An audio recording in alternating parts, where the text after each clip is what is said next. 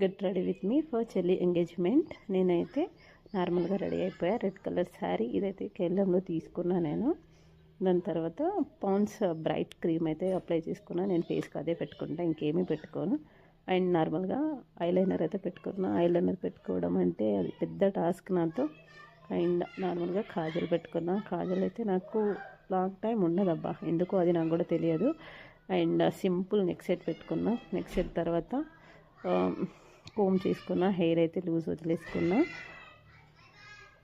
దాని తర్వాత బుట్టలు అయితే బాగుంటాయని చెప్పేసి నార్మల్గా చిన్నవి నా దగ్గర ఉన్నాయంటే, చిన్నవి అంటే ఇవే. సో నార్మల్గా నేను పెద్ద సైజులో పెట్టుకుంటా ఇయర్ రింగ్స్ అన్నీ.